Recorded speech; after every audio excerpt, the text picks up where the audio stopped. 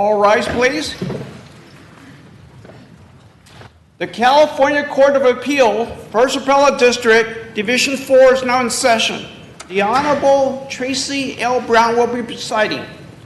Joining her on the bench are the Honorable Jeremy Goldman and the Honorable Gordon Burns. Good morning, and please be seated.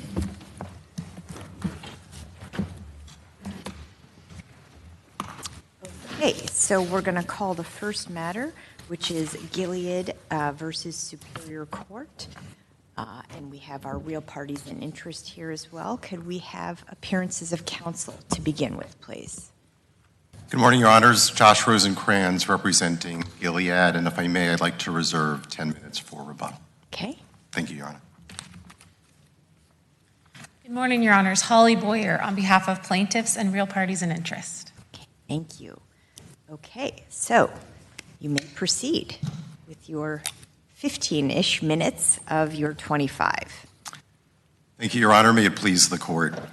Plaintiffs ask this Court to recognize a duty that no court in any state has ever recognized. Plaintiffs never clearly state what the duty is, but the first line of their legal argument on page 27 of their return says that, quote, Gilead breached that duty with its, quote, decision to deliberately delay the development and availability of TAF. So the duty is to develop a new product more quickly. I'm not sure that's necessarily how they would frame the issue.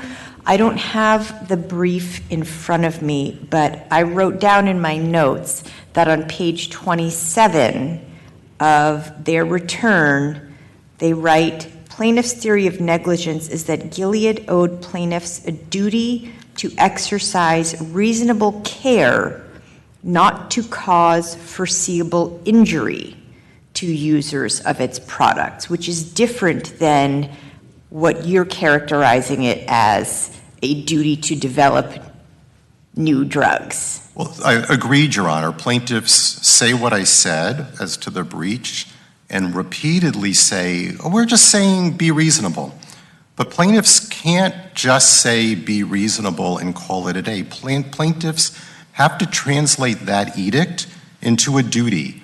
What does the ordinary duty of care require as to this manufacturer in this sort of circumstance? And the reason that duty... Wait, let's talk about that a little bit more, because kind of simplified the way I understand it is they're basically saying, look, Gilead developed two products, two different drugs, the TDF and TAF. And TDF has these harsher side effects.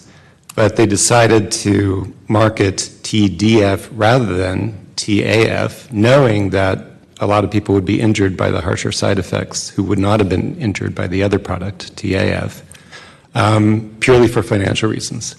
So as I understand it, what they want to pitch to a jury is that a reasonably prudent drug company would have made a different choice. They would have gone with TAF. Yes, Your Honor, that is what they're saying. But they have to identify a duty. That's what all of the cases that both parties cite do. They identify a duty. And the duty... Isn't that just an ordinary negligence claim, though? I mean, it's not a traditional products liability one in the sense that they're not saying that there's a design problem with TDF. Instead, they're saying this is more of an executive-level corporate strategic decision to put profits ahead of the health of our customers. Sure, that's what they're doing, Your Honor, but tort law always revolves around duty. Every single negligence claim, not just products liability claims, ends by identifying a duty, and every single case begins by identifying a duty. Why isn't the duty the 1714 duty not to hurt other people that generally applies? I mean, I have to say I was a little... You, in one of your briefs, and I apologize, I don't have the page cite, but you cite TH, essentially, for the proposition that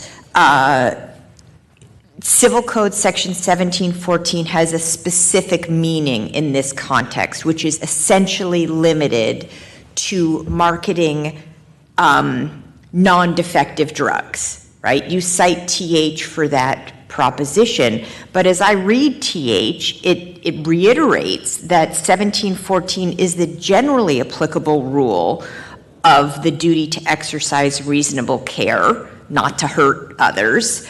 And then it's expressly stated, we invoke the concept of duty to limit the otherwise potentially infinite liability which would follow from every negligent act, yet we do so only where public policy clearly supports or a statutory provision establishes an exception to the general rule of Civil Code Section 1714. So to come out from under that generally applicable rule, why don't you need to argue a public policy angle a la Rowland versus Christian? Well, so let me just start with the premise about TH and then circle back to Rowland. TH, in its very first sentence of the opinion and then the very first sentence of the analysis, talks about what the duty is. There's a duty on manufacturers to adequately warn about side effects. And TH is all about what does that duty require. Now, to circle back to Rowland, I'll preface my answer by saying I don't think Rowland changes anything here. Whatever the court decides about Rowland, the factors that the court considers under Rowland in deciding whether there is an exception are the same as the facts or factors, that is, that courts consider in determining whether there's a new duty. But my answer to your question is, and by the way, we address them at length. Now, in any event, Rowland is not the analysis to apply here. Rowland applies where the plaintiff is asserting a duty that has, quote, already been established, that's what USA Taekwondo says, and the defendant wants to carve out an exception to the duty that's already been established. It is not for a situation like ours where plaintiffs are proposing an entirely new duty. The Supreme Court emphasized that in USA Taekwondo, that Rowland is, quote, not an alternative route to recognizing legal duties in new contexts. Now, plaintiffs seem to be saying, and I think you're echoing it, Your Honor, that the duty is already there. It's the duty established by 1714's duty of ordinary care. But case after case says you can't bootstrap it that way. The cases say that Rowland does not apply, in particular cases like USA Taekwondo and Golick. They say Rowland does not apply when you have a new duty and that you can't start with 1714 and call it a day. They say 1714 has limits. If you started there, everyone would always have a duty to everyone else, and Rowland would apply in every case. But courts are saying, no, Rowland does not apply in every case. I'll give you some examples. Golick involved a police officer who committed an affirmative act of shooting into a room in a hostage situation. One of the questions was whether the officer was negligent in doing that without considering that it would trigger the hostage taker to shoot the hostages. So the court grappled with this question. If the court had adopted that duty, it would have been a new duty. The court didn't start with 1714 precisely because that would have been a new duty. It didn't say an officer owes a duty of care to everyone. It said, no, we're putting Rowland aside. Now let's just decide what the new duty is. Another great example is Biley versus Arthur, which is not in the briefs. I mentioned it to opposing counsel. Biley versus Arthur Young, that is, 3 Cal 4th 370. The majority and the dissent have exactly the debate that you and I are having, Your Honor, about Rowland. In Biley, the issue was whether an accountant who is negligent owes duties not just to the client, but to third parties to whom it causes foreseeable harm. The dissent says you start with 1714 and then extract an exception. The majority says no, of course not.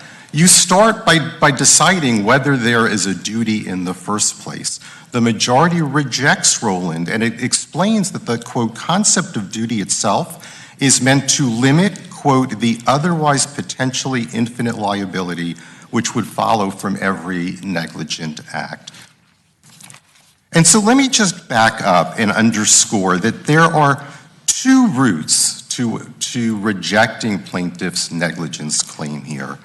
The first is the broader argument that there is no duty on a manufacturer with respect to products that have caused injury without proving a defect. But this court doesn't have to say never. This court could also adopt a narrower holding, even if it thinks that there might be some delta between products liability law and a manufacturer's duties. This court can say on a narrower ground that the specific duty plaintiffs assert here is invalid. Now, the easiest route to resolving that question, the easiest route to resolving this writ is the narrower holding, subject, of course, to this court's question about preservation. So let me just start with why the narrower duty is not an appropriate duty. This court should reject it because it undermines decades of law on the duties on manufacturers. It will wreak havoc not just with biopharmaceutical companies, but with manufacturers across a wide range of industries. And it's unnecessary because the robust body of products liability law that has evolved over the course of at least a century already protects consumers from the harms that they need to be protected from. Now, let me just start with how extraordinary this duty is. And again, tell me what you say they are claiming this new duty is, or in your view, what the new duty is, because it sounds like you're saying this is a new duty, and that's why we don't start with 1714 and Roland. So what is it in your view? So they will tell you it's just reasonableness. Right. I will say you have to name a duty, and I would urge you to ask them what their duty is.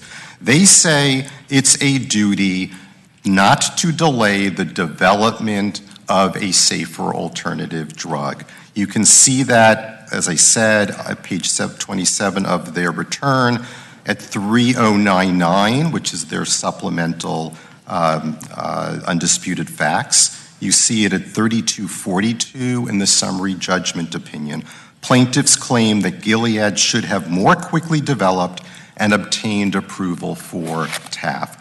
Now, I do think that the premise, though, or what triggers that duty is their claim that Gilead either knew or reasonably should have known at that point that TAF was just as effective as TDF, but safer. Do you disagree that they are saying that knowledge element is a critical trigger for their duty? The knowledge element, including should have known. Look, just to be clear, they're saying there's a duty. I'm naming the duty. Then there are elements of the duty. And I agree, they will say it is the duty to bring a drug to market if you should have known, because this is a negligence standard, or did know. Now, just to underscore how broad their claim is, plaintiffs concede that Gilead satisfied every recognized standard of care that has ever been applied to a manufacturer of a product. And in conceding that the TDF medicines were not defective. Well, I don't understand plaintiffs to have conceded that TDF is not defective. I understand them to be saying they do not have to prove a defect in order to prevail on their negligence claim, so they will not seek to prove that it's defective. It's simply irrelevant whether or not it's defective. That's different than saying we concede that TDF is not defective. I agree with that they're not conceding it is not defective, but their brief is pretty emphatic. Let us be very clear that we're not claiming a design defect. What would be the test for defective? To understand what they're not doing, it's helpful to understand what they would have to do if they were doing it. So what in your view is the test for a defectively designed drug under Brown? Your Honor, Brown says what the test is. It's the risk-benefit analysis. It's whether the risks outweigh the benefits. So the risks outweigh the benefits. Are we just looking at TDF as opposed to, is a drug defective if there is a safer alternative design that's just effective but doesn't have the same risks? Does that make a drug defective, or is it just the harms from the drug don't outweigh the benefits from the drug?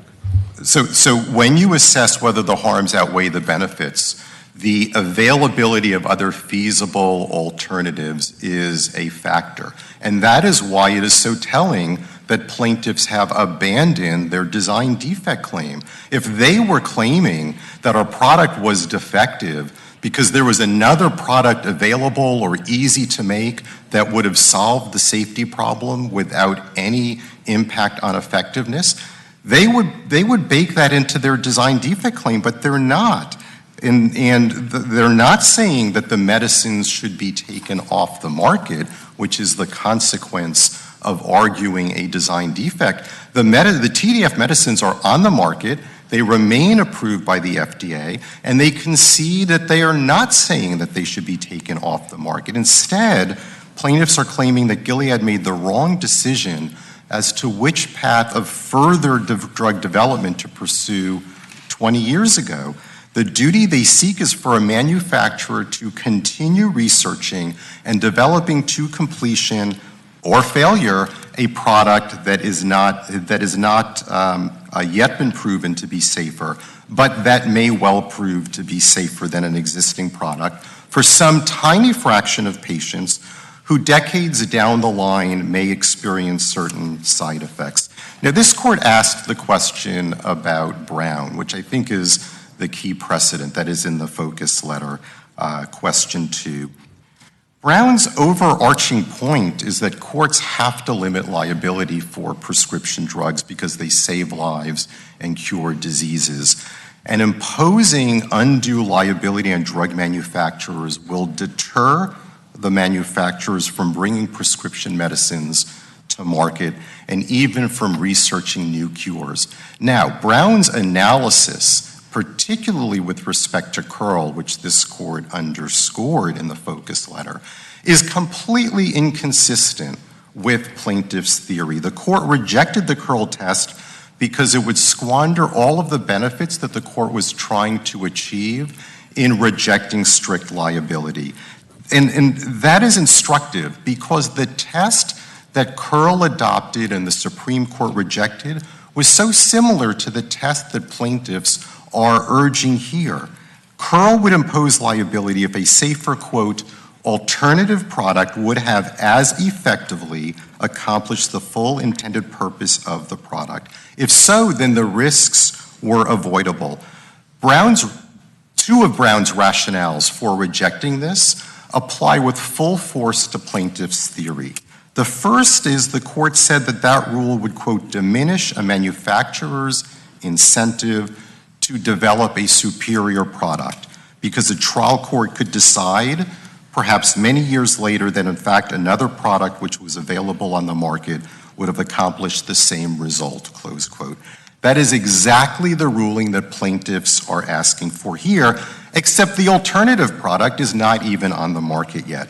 Second, the court highlighted the problem that the inquiry is skewed. Quote, the question of the superiority of one drug over another would have to be decided not in the abstract, but in reference to the plaintiff, close quote, who presents only the risk side of the equation, which is also the problem here. A jury would be considering the balance that Gilead struck with only the outlier patient who experienced the side effects before them.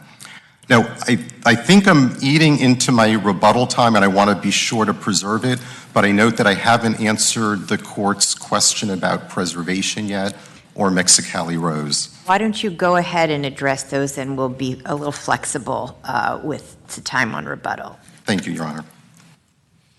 Just to give you a time check, it's 20 minutes. Thank you, Your Honor. So The court's third question asks about what we argued below. And before I answer, I just want to make sure I understand the court's question. The only waiver argument that plaintiffs have made is that we could not challenge the duty that plaintiffs propose without addressing the Rowland factors, which is the conversation that I had with Justice Brown. But I understand this court to be asking a different waiver question, whether we preserve the argument that California law does not recognize the specific duty that plaintiffs are proposing. I just want to make sure I'm understanding the question. Right.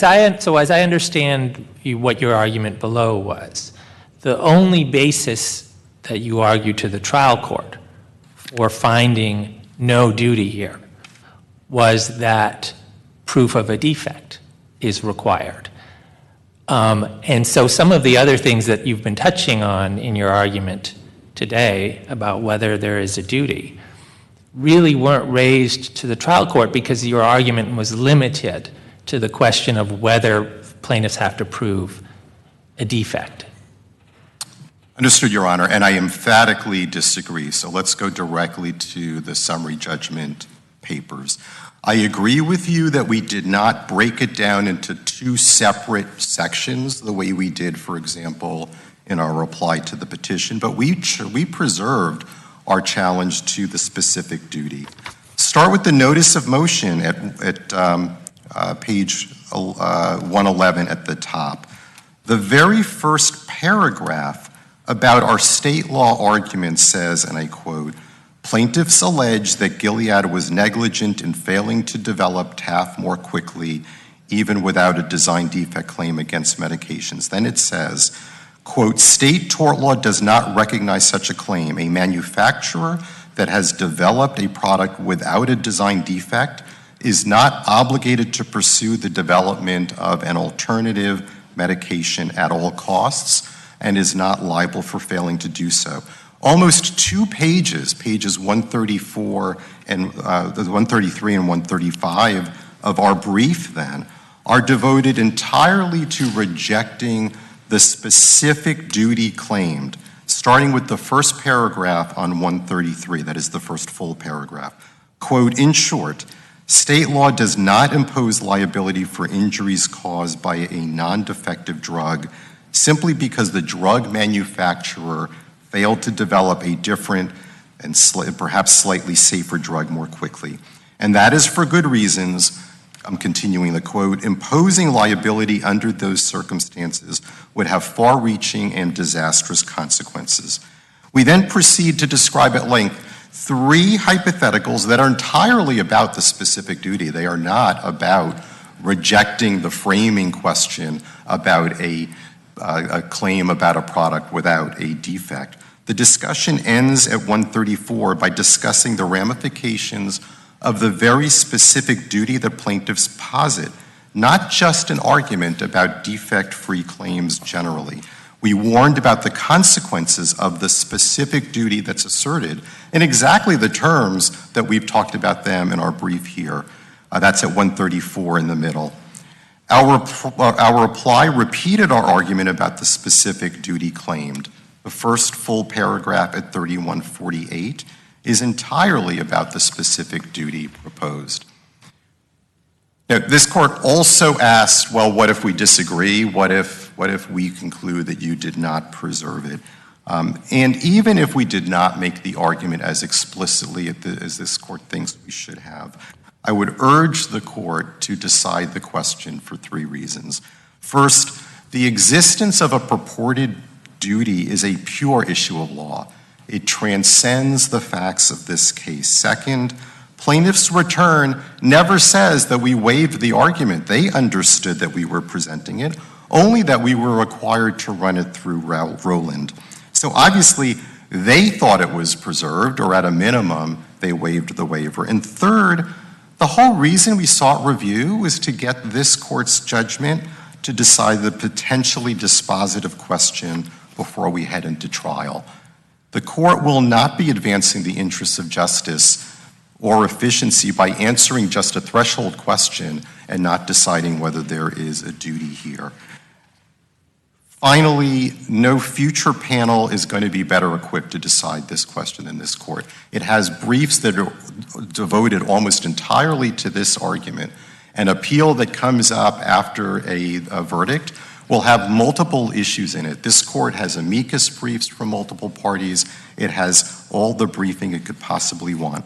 Can I just ask you one question about it being a pure question of law? I mean, you're right that the existence of a duty is a question of law, but it can depend on a resolution of disputed facts. And here it seems to me the question of whether there was a duty depends on what Gilead knew or reasonably should have known at the time it made the decision to pause development of TAF. And there certainly doesn't seem to be anything suggesting there are no disputes of material fact on that issue. I mean, there's a lot in your briefing disagreeing with what plaintiffs have said about what Gilead knew in 2004. Well, so, Your Honor, I agree with the last statement that we decided to focus on the pure legal issue, but I disagree, Your Honor, with your framing. The question whether there is a legal duty is a pure law question. It's not about Gilead. It's not about the facts of this case. It is a question that is about all biotechs, small biotechs or big ones, probably about all manufacturers, but here we're talking specifically about biotechs and research-based pharmaceutical companies. This court has to decide that question in the abstract on whether there is a duty, but then yes, if the court decides there is no duty, there are no facts for anyone to consider. If the court decides there is a duty, I urge the court to define it because we're going back down, otherwise we would be going back down to a trial court that has no idea what the duty is. If you look at page 3245 of the record, you see the Sargon ruling with the trial court saying, well, it's not a duty on which any expert can really opine, and so throwing out expert reports because it's just going to be something that gets thrown to the jury. So even if this court thinks that there might be a duty or concludes that there is a duty, this court needs to decide that question and tell the court below what that duty is so that a jury is properly guided. Now, I have not addressed Mexicali Rose, but I also am very conscious of the court's time. Does the court want a few sentences on Mexicali Rose? I can keep it brief. Yes, keep it brief, and then we'll deal with the rebuttal time as that comes up. Thank you, Your Honor. Mexicali Rose's bottom line is that a restaurant can be held liable in negligence for failing to exercise ordinary care to make sure that the food that it serves does not have unexpectedly dangerous bones. That is a classic duty of products liability law. It's a manufacturing defect. Brown calls this a failure where the product was, quote, not properly prepared. One thing that Mexicali Rose most certainly did not do was to create the sort of duty that plaintiffs are positing here. It did not create a duty for restaurants, for example, to substitute tofu for chicken, much less a duty to develop a new boneless chicken that is created in the lab. So Mexicali Rose is not particularly helpful in deciding either the big framing question or the narrower question about the definition. Wasn't it a duty that was broader than the duty to prepare non-defective food? Yes, Your Honor. I would grant you that in order to impose liability there, the court preserved what was then an ancient rule that said that food with bones in it is not defective. It did that in order to eliminate strict liability, just the way the Supreme Court did so in Brown, but in a slightly different route. But that doesn't change the fact that all the court did was to align the law with traditional duties that are imposed on the manufacturer to take reasonable steps to prevent manufacturing defects. If there are no further questions, thank you, Your Honors. Okay, thank you. And at this time, we'll hear from counsel for the plaintiffs below. Thank you, Your Honors. Your Honors, I want to kind of begin with where Gilead began, which is this idea that there is no duty in this case. I want to highlight this is a complete retreat from where they were in moving for summary adjudication of the negligence claim and in the arguments advanced before this court in their briefs. Duty was not the focus. The focus has always been on this claim that there is no such thing as a negligence claim absent a defect. Their position has been that California does not recognize negligence claims unless the product is defective. And I think that retreat is telling. I think that in Mexicali Rose, cited by the court in its focus letter, absolutely confirms that this premise of their entire motion for summary adjudication and their entire writ is mistaken. You can absolutely have a negligence claim for the failure to exercise reasonable care, even for injuries caused by a product that is not defective. Do you agree with what Gilead's counsel said, that if it is the case that TAF is a safer alternative design compared to TDF, that under Brown, that is in fact something that renders TDF defective? No, and I think that that's an interesting argument that they're advancing because as they noted, TDF is still on the market, is still available today. And TAF is available, and they pushed TAF after they pressed pause on its release. They pushed it as a safer alternative without these side effects. But that didn't have an effect on the design of TDF. And as Your Honor pointed out, when you look at the test for a design defect, you're looking at only the design of TDF. You're looking at, did the risks outweigh the benefits? And that's important because what Brown said is that all drugs have side effects, and we accept that. So to be able to prove a design defect is a very unique and specific analysis that does not consume all decisions made about that product. And so that's why here our claim really has nothing to do with the design of TDF. It has to do with that decision that Gilead made to press pause in 2003 and delay the release of TAF solely for profit and at the expense of 24,000 plaintiffs. You're not alleging, essentially, a negligence claim based on design defect at all. Absolutely. Your negligence claim is based entirely on the conduct that Gilead engaged in vis-a-vis TAF, regardless of how the risk-benefit analysis would play out if you're focusing only on TDF. Is that right? That's exactly right. So what is the duty?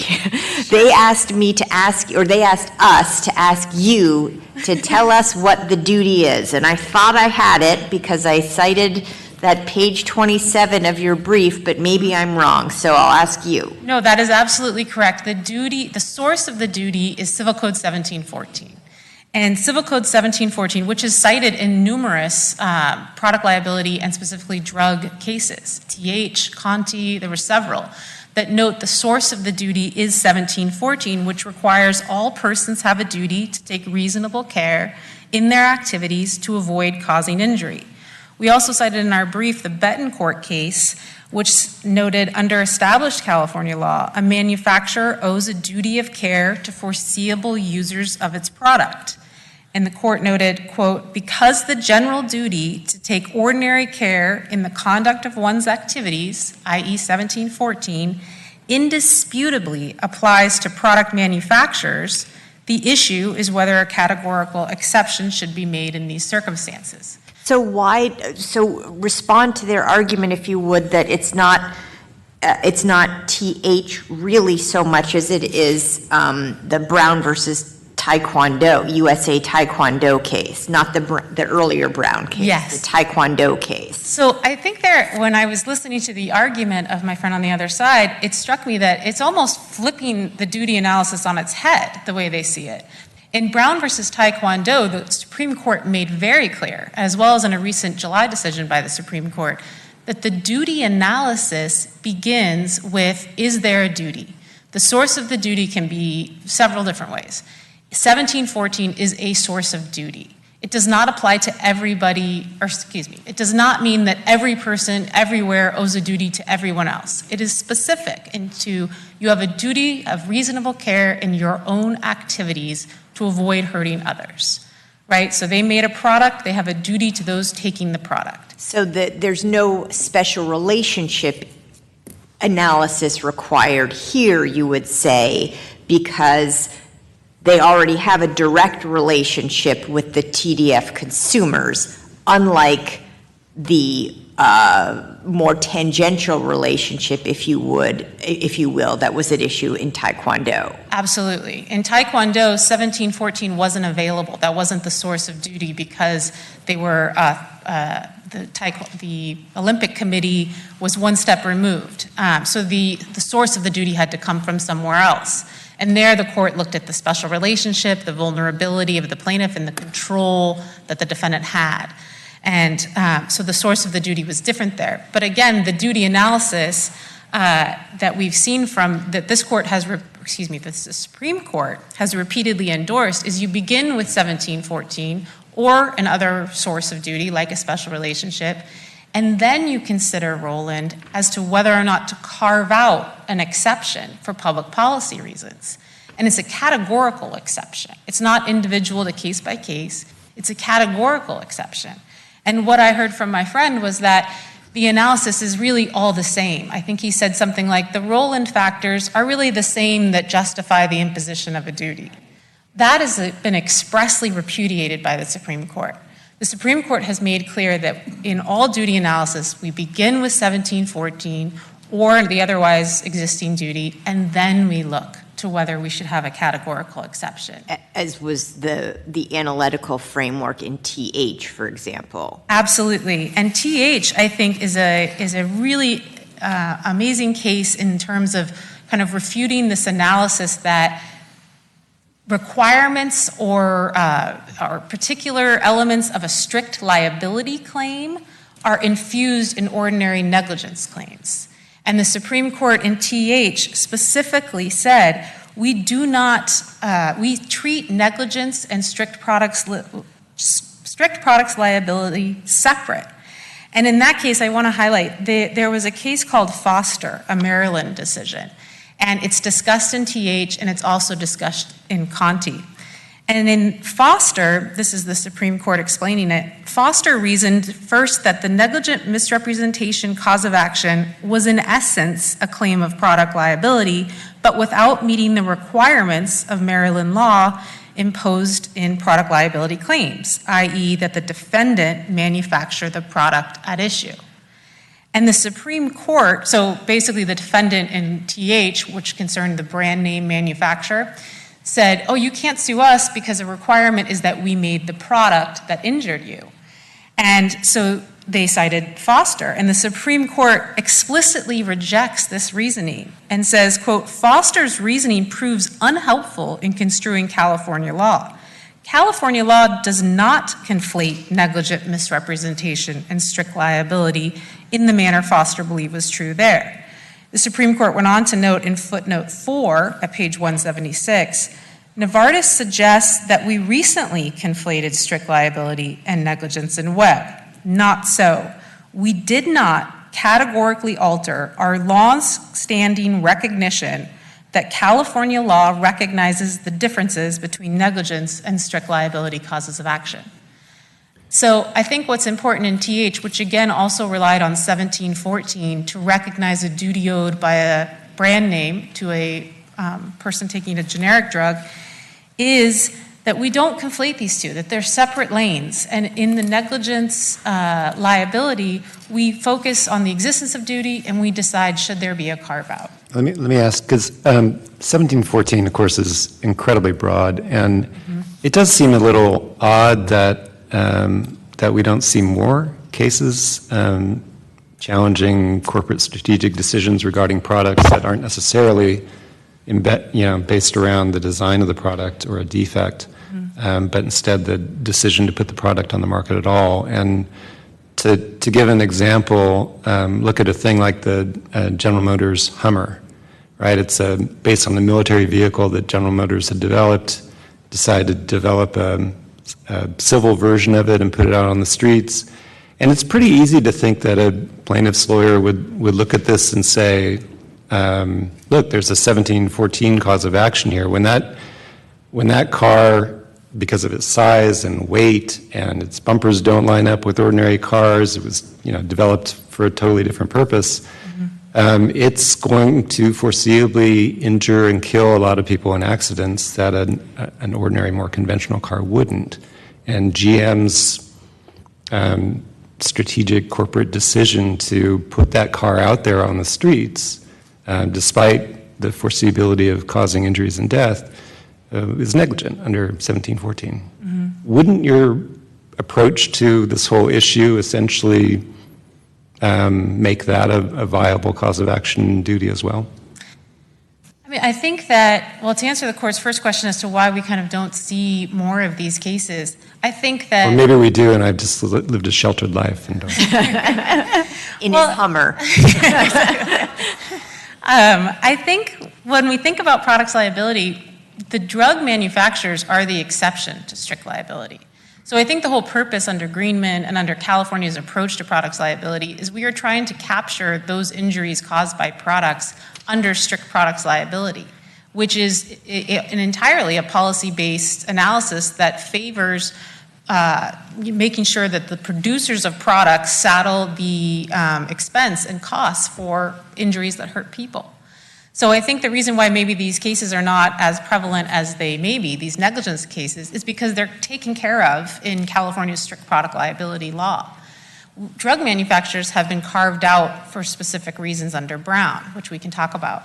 And I think that in this analysis, in this world, we do see, and I think Conti, TH, other cases, there's plenty regarding the inconsistent verdicts, and we cited those in our brief, about where a jury finds no design defect but finds negligence on other grounds.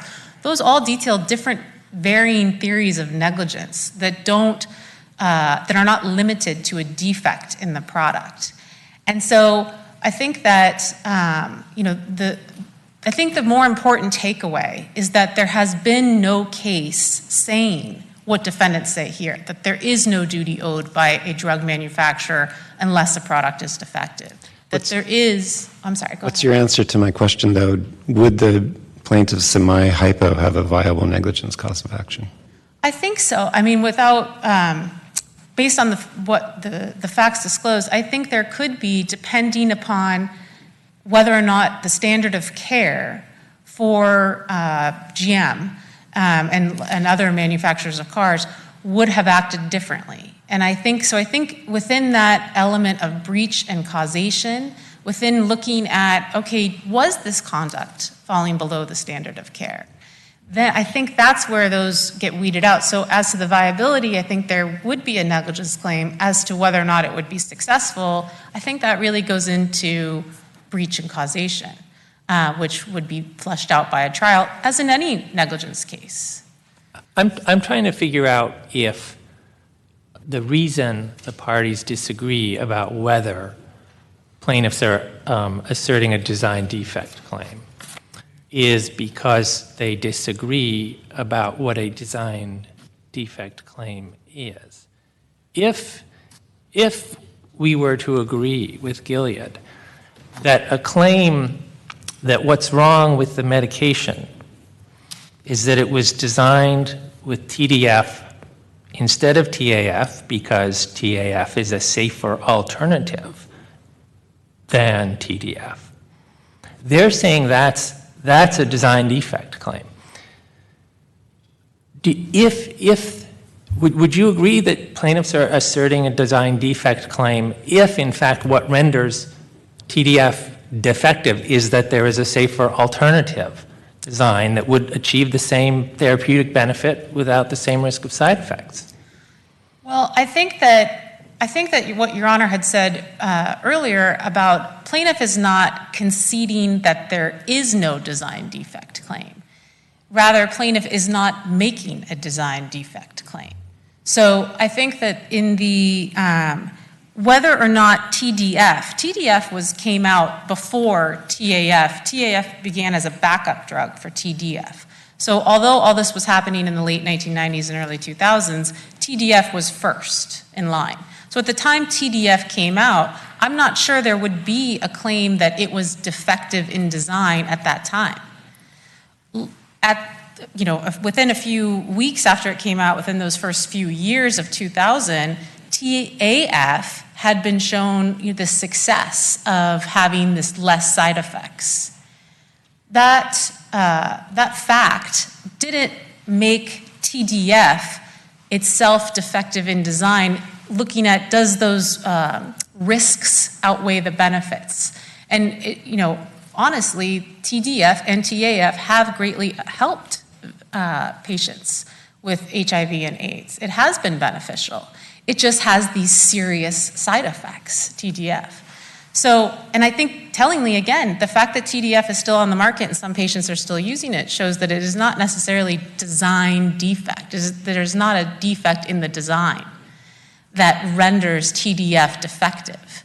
What was negligent here, and what I think is important, is when we're looking at, Gilead wants us to look at the product, and that's a strict liability analysis. We look at, same with in Mexicali Rose, looking at the product only, right? Is the product foreign or natural? Does that qualify as strict liability? What's important in negligence is looking at the conduct. And it was that conduct in delaying what they had already planned to roll out.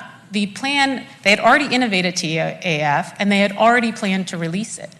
It was an intentional pressing of pause to exploit their patents to avoid generic drug manufacturers from coming. So to answer the court's question, I don't think, our claim is not dependent on TDF being defective. Our claim is entirely dependent on the conduct of Gilead in delaying the release of this and the injuries that suffered for these plaintiffs, and whether or not that was reasonable. As I understand it, though, it is essential that they release the product TDF knowing that it would cause these grave injuries, right? And that was foreseeable. Yes. And so the decision is we're going to release TDF because we'll make a lot of money, knowing that that was going to lead to injuries that would not have happened if TAF had been released instead. Is that right? Are you saying, they released TDF first. They knew at that time that TDF had these serious side effects. Right. But I think that... So that's the foreseeability of injury. Yes, at that time. And it's misfeasance rather than nonfeasance because it's their product that's causing it. Yes, yes. But at that time, TAF was not a safer alternative yet. It was still in development. It was still being looked at. So, and they were doing that intentionally as a backup, given those side effects. They were trying to explore others. But at the time they released TDF, it was not defective in design, given the risks and benefits it was aiming to cure.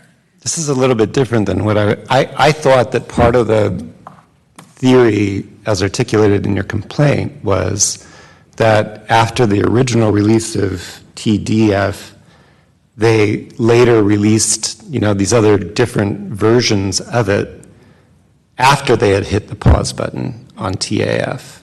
And so at those times, they didn't have to release TDF knowing what they knew about TAF. They could have released TAF. So it was a choice between two products. But the way you're articulating it sounds more like what Gilead is saying, that it's a duty to innovate, and hitting the pause button was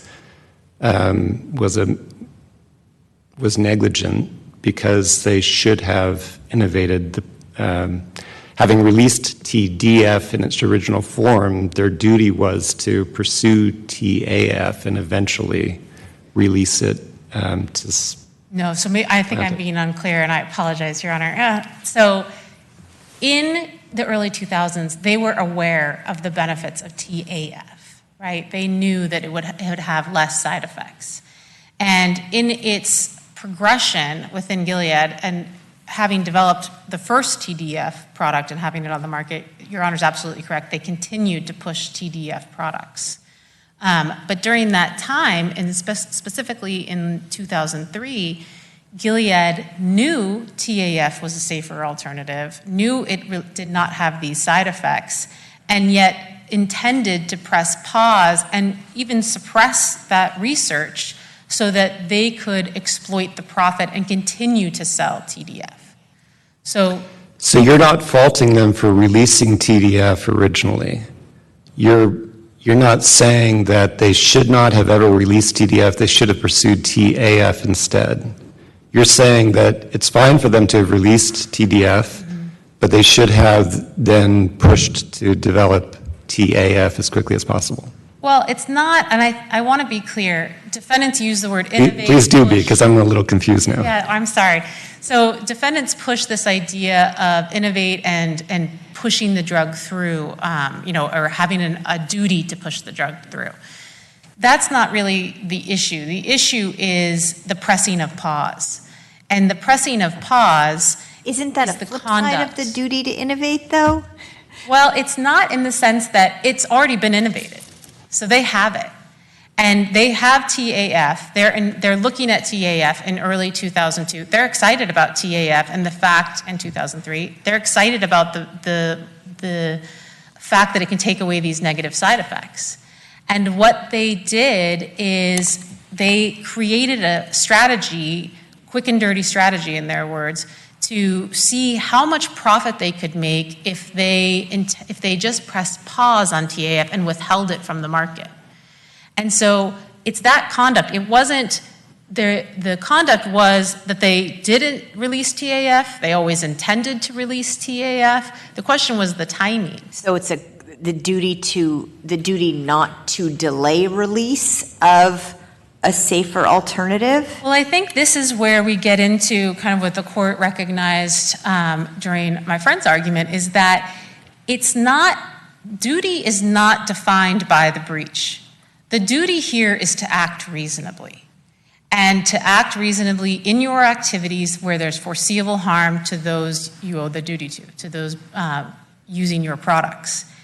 How that duty was breached and what is applicable under the standard of care, and this was explained by the Supreme Court in Cabral, where these same fears of kind of, well, what is that duty going to look like, trying to throw the breach into the duty. Does a trucker have to park on this side of the lane, right? The Supreme Court there said, this is all not appropriate at this time. The duty is to act reasonably. If you want to ask for a carve-out of that duty, then we can look at Rowland and see whether that makes sense, and we have to define a specific carve-out based on policy. But when we're getting into the nitty-gritty of what they didn't do, what they should have done, that's breach. That goes to the applicable standard of care. Well, I mean, it seems to me, if you're saying that Gilead had this obligation to complete the development of TAF once it knew that TAF would be as effective without the same side effects, it seems to me a drug manufacturer would want to know at what point the law is going to impose on them an obligation to bring a product to a market that's reached a certain point of development, right? You're not saying that once they came out with TDF, they had an obligation to figure out if there was anything better. So it does seem to me rather important to know at what point a manufacturer is going to be under this obligation, because as Gilead says, they were going to have to spend millions of dollars for doing clinical tests and doing the process for FDA approval. They didn't know whether the FDA would approve it, but you want to impose on a manufacturer the obligation to do all that once they know enough. So at what point does that obligation arise? So I think I would reframe the analysis to be, it's a duty to act reasonably. And under the facts of our case, that duty arose and that duty was breached in 2003 when it intentionally stopped its plan was to release TAF in 2006. It intentionally halted that plan at that moment entirely for financial reasons and at the expense of 24,000 people. So at that moment is the moment that their conduct, that boardroom decision, fell below the standard of care. And do you agree that their motive is critical to liability? It really matters why they made the decision to pause development? I don't know if I would say motive. I would say whether or not it was reasonable and whether the conduct was reasonable for a pharmaceutical manufacturer of life-saving drugs. Well, they basically have said in their brief, look, we have finite resources and we're pursuing a number of different drugs to treat different diseases, and money in one place means money not in another place. Does it make a difference if Gilead's reason for pausing development was just, hey, we want to get as much money as possible, or, we want to fund these other developments, these other potential drugs, and so that's where we're going to put our money. Is that relevant to whether there was a breach of duty? Yes, I think absolutely, and I think I would want to make 2 points. One, in their reply, they attack the actual allegations that they purposely pressed pause for money. And I think all of their citations to the record are belied by the record. I think what they're saying about, we wanted to put our money somewhere else, we were trying to develop something else, that's all mistaken. Those were all after the fact kind of cover-ups they were using because they had made public that TAF was better, and then they were retreating from it. So my first point would be that to the extent there's a factual dispute, I would say that everything they rely on to support the reasonableness of their decision is belied by the record because it all occurred post-September 2003 when they made this call deposit. The second part is I do think that there could be some reasonable, that it could be reasonable for a pharmaceutical manufacturer to decide to do something like this, to wait, and that falls within what's reasonable. So if there was something where they had a limited budget, they didn't know if they were going to release this, there was something about the product, then perhaps that's not a breach. That doesn't fall below the standard of care. I know I've taken a lot of time. I want to ask one last, at least for me, I think one last question. We're not going to, just hit a buzzer if we're having useful discussion. My question is, I want to talk about the Merrill versus Navigar case very briefly. Yeah. So I guess I have a couple of questions underneath this theme. So are you alleging a negligence theory of products liability? Well, I will say this. In the Merrill claim, if I can first preface the answer, in the Merrill claim, it concerned a specific statutory. I know. I get that. So I get that word, product liability. So that's why. So I guess what I'm getting at, and maybe I'm doing it in the wrong order, is I understand that it arises in a very different context with the 1714.4 specific carve out, essentially. But Merrill says pretty clearly that under both theories, i.e. strict liability and negligence theories of products liability, plaintiff must show that a product defect caused injury. So that's why I'm asking, are you alleging a negligence-based theory of products liability, or is it not even a products liability case as that phrase is used in Merrill? So I would say this is not a products liability case as that phrase is used in Merrill. And the reason why is because if you look at the legislative intention and the language used in Merrill, they used products liability to capture what they were trying to exclude, right, for gun manufacturers. And so the Supreme Court was interpreting that phrase as used by the legislature and against the backdrop of the legislature's intent. Because the phrase products liability was used in 1714.4, so that kind of cabined the analysis there. Absolutely. So they were tasked with a statutory interpretation of products liability and the legislative intent to exclude gun manufacturers from those claims. So I think that, and I think at one point the Supreme Court even says, the spirit of this is to capture negligent and strict products liability claims. That is much different, and I think it was highlighted by the Ninth Circuit in Alito, that is much different than what we have under ordinary negligence claims. So ordinary negligence claims are not, when we're looking at ordinary negligence claims, we're not bound by a statutory exception like 1714.4. So I would say that these, and I think there's numerous Supreme Court cases as well as Court of Appeal kind of defining that ordinary negligence standard and talking about theories that don't depend on a strict liability analysis of defectiveness as a basis. Before my time runs out, I would like to touch upon the waiver argument because I do think that's important. I know Gilead said that plaintiffs did not challenge an attack on duty and on appeal. That is absolutely not true. I know that we developed it in our answer and in our response to the amicus, because I believe the amicus groups were trying to argue, oh, there's no duty to innovate, blah, blah, blah. And one of the responses was, hey, you cannot fill in the blanks where Gilead did not raise this below. And the trial court specifically said that Gilead had not attacked any of the elements of the negligence claim and instead attacked the negligence claim as a whole. And that's at the record at 3247. And the Superior Court also noted Gilead does not dispute the existence of its duty of care. And it does not advance any argument to carry its initial burden on negating legal duty. And this is at page 3247 as well.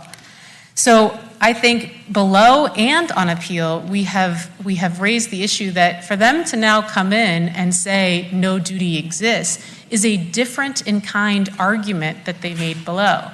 And I think more importantly is that they're really not attacking duty because they are in the sense that they're saying no duty exists here. But given 1714 and the Brown versus Taekwondo and everything else, what they're really arguing is Rowland. They're really arguing, okay, 1714 gives us a duty, but we should carve it out here. I think the words counsel used was we should narrow the liability here. That's Rowland. And they absolutely did not raise Rowland below to meet their initial burden of care, initial burden in moving for summary judgment, which the trial court pointed out, 3247. And in the cases we've cited, you can't raise Rowland for the first time like this because we don't have an adequate record. And that was in Conti, the court noted that, as well as in Doe versus Lawndale Elementary, which we cited in our briefs. And I think, too, what's important is that on appeal until today, Gilead has remained steadfast that this is not a Rowland analysis, that they do not need to, quote unquote, resort to a Rowland analysis. So to now say, oh no, we've always argued duty, and in fact, no duty should exist here, it should be narrowed. That's Rowland, and that's been waived. And I think lastly, on the point of Rowland, if the court were to consider a Rowland analysis, I think all of those factors favor plaintiff. So if anything, the analysis of Rowland only underscores the liability that exists here under negligence law. Unless the court has questions. Thank you very much. Thank you, Your Honor. So we'll turn back to counsel for Gilead, and I'll give you about 7 or 8 minutes. But again, I won't be hitting a buzzer if you're mid-sentence on something that's fruitful. Go ahead. Thank you, Your Honor. First, I think Justice Goldman captured the frustration and the debate we were having about the difference between just saying be reasonable and identifying a duty. Justice Goldman is right. A manufacturer has to know at what point it's going to be liable. Ms. Boyer says, well, this is not about a duty to innovate. Gilead already innovated. We had not done phase 3 clinical studies. That is essential in order to bring a drug to market. Ms. Boyer said we were obligated to continue those studies. The projections at that point were $82 million. And this is not just about Gilead. When we talk about a duty, it's on all biotechs, it's on all pharma companies. Pharma's brief says it's $6.2 billion on average to run through clinical testing in order to bring a drug to product for a 1 out of 8 potential success rate. Justice Goldman asked about motive. Is motive central to plaintiff's presentation? Motive is central to plaintiff's presentation, but motive is totally irrelevant in a negligence case. You can wipe out everything that they said, that they claimed to have about Gilead knowing, and present this case to a jury on a negligence theory and cut out all of the arguments about egregiousness because negligence does not depend upon even the level of knowledge, because it could be needed to know. Why doesn't the reason you did something go speak to whether what you did was reasonable? The rationale for doing something goes to reasonableness, but not motive and egregiousness and all of the arguments that Ms. Boyer cites as a rationale for holding Gilead liable. Just to put it another way, in a case where it was a completely innocent mistake, it can still be held to be negligent because a jury has concluded in retrospect with the 1 out of 100,000 patients who experienced the side effect that it was an unreasonable decision. Turning back to the point you made earlier, Justice Goldman, yes, we have to know what is the duty and what does it mean to say that the defendant must act reasonably. Ms. Boyer says courts always begin with 1714 to supply the duty. They didn't in Biley. Look at Biley. The majority and the dissent disagree about whether that is the framing. The majority won. They didn't do it in Golick. The cases that plaintiffs rely on fit the rubric that I described earlier. They all identify very clearly immediately after saying 1714, okay, so what is the duty going to be? They don't say just be reasonable and leave it at that. I mentioned the very first sentence of TH does it, as does the first sentence of the analysis. Conti does the same thing. Cabral starts with the proposition that a driver already owes a duty to operate his motor vehicle safely, which entails not just where and how you drive, but where and how you start. But regardless, it doesn't really matter who has the burden, whether it's an exception or a new duty. And I just disagree with counsel on the other side with the proposition that it makes some big framing difference. We made all of the arguments that are relevant to the factors under Rowland. If the only consequence of Rowland is, okay, the burden is on us, a slightly higher burden to persuade you, as opposed to the burden being on plaintiffs when they want to create a new duty. Give us the burden. That's okay. Plaintiffs addressed all of the factors, and so did we. Let me interject a question here. I just want to, for clarity's sake, go back to the earlier discussion a little bit about the sort of egregiousness of the facts and all. Let's make the facts a little bit more egregious and say, okay, so Gilead released TDF, and then a couple years later, as it was developing TAF, they started to have this conversation about whether or not it would make sense to pause TAF's development for purely profit reasons. And as part of that discussion, executives asked for an estimate on, okay, well, if we did that, how many people would actually be injured from TDF that would not be injured from TAF? And so they crunched some numbers and they came back with a hard and fast number. 25,000 people would be injured or killed. 5,000 killed, 20,000 injured. And the company said, okay, let's pause it, and we'll just accept that. And to make it even more egregious, they could say, how much money will we make? And they crunch those numbers, and they come back and they say, well, even if we're stuck with liability for paying those claims, we'll still make $5 billion more if we pause TAF. Now, would you say that the law essentially still immunizes or doesn't recognize a duty at all? There's no cause of action for that sort of claim? So let me just make sure I understand the hypothetical. We've gone through phase 3 clinical studies. So No, it's the same pause at 2000 and 2003, before you've gone through those studies, Gilead paused it. So you've just added more evidence of egregiousness. Yes. Yeah. So yes, there is no duty.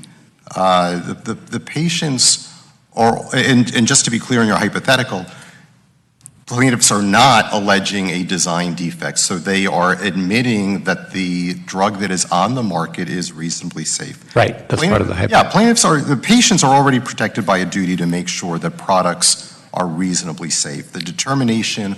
The way I go ahead. Sorry, so under the hypo I gave you, when Gilead actually calculated precisely how many people would be injured by their product, and they decide to pause it anyway, and potentially pay those claims just because they're going to earn more money. You're saying the law doesn't reach that at all. You can't challenge it. They're immune to that kind of liability. So yes, that is correct. But just to underscore, no drug company could do that without phase 3 clinical studies. Okay, well, let's change the hypo and say they had been through phase 3. Okay, so if that is the hypothetical, I would start by saying it's a different fact pattern. If this court is uncomfortable, I understand with that. No, I know you do. If this court is uncomfortable with the result of that fact pattern, when that fact pattern is presented, the court can create a duty on a manufacturer that starts after phase 3 clinical studies have been completed. But to finish my point about why no duty is needed, patients are already protected by a duty to make sure that products are reasonably safe. The determination already includes an assessment of alternatives. So when you say that, that's what I was going to say before. When you say that patients are already protected, it sounds as though you're saying that because there is products liability law, that effectively supplants and eliminates a negligence theory. In other words, negligence theory no longer exists because there is a products liability, a strict liability framework that protects patients. So Your Honor, I was saying that earlier. That's not what I'm saying now. I'm explaining why this court does not need manufacturers are already covered by the standard product liability standards of care. So you have to produce a non-defective product. It's got to be reasonably safe, including consideration of alternatives. If a manufacturer... Can I, just to be clear, I want to clarify Justice Brown's question. You've made two arguments, essentially. One is exactly what Justice Brown said, that products liability negates or subsumes negligence loss, so that there is no general negligence cause of action, or what you've termed a free-floating That's the broad argument. That's your more aggressive argument. And then you've got the fallback argument that even if we disagree with that, there's no duty here for more narrow reasons. Correct. And to your hypothetical, that is the second version of your hypothetical, Justice Burns, if there's some feasible alternative that is super easy to implement and the manufacturer didn't do it, the product is unreasonably unsafe, and you have to take it off the market or fix it. But a manufacturer does not have an obligation to create a different product, even one that it knows is a safer product. To your question, Justice Burns, about the Hummer. As long as the existing product is reasonably safe. If a manufacturer had the duty that we're talking about, design defect law would be replaced by perfect product law, where every manufacturer always has to make the product safer if it knows that there is a way to do it, simply because it's foreseeable that someone could get injured, and that's not the law. Wait, isn't what you just said contrary to comment K, that if there's a safer alternative, then that you have to take this one off the market? I thought that's what Brown said courts are not going to do. That's what Curl did, right? It considered whether there was a safer alternative drug. And Brown rejected that kind of claim. I'm sorry, and what are you saying, Your Honor, that I said that is inconsistent with Well, you said that the consumers are protected because if there's a safer alternative, it has to be taken off the market, but that's not what Brown says. What Brown says is we're now leaving it to the law of design defect in negligence. The law of design defect in negligence includes a jury's assessment as one factor about alternatives. What the court did in Brown was to say, we're not going to have all of this go back to to strict liability as an on-off switch if it's unavoidably unsafe. And let me just circle finally to the consequences of the ruling that plaintiffs are requesting.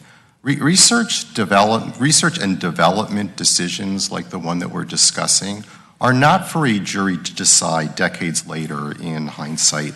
As long as the product that is currently on the market is reasonably safe, which is to say that it's not defective, we have to give businesses the latitude to make those complex decisions for exactly the reasons that Brown underscored. The Supreme Court did not want judges, even judges, much less juries, to sit as ad hoc product development boards, and they certainly did not want to decide which one of multiple investment paths a company was supposed to have been taking 20 years later. It didn't want juries second-guessing whether a company should sacrifice the interests of the vast population of patients in favor of the interest for a minuscule population that will suffer the side effects.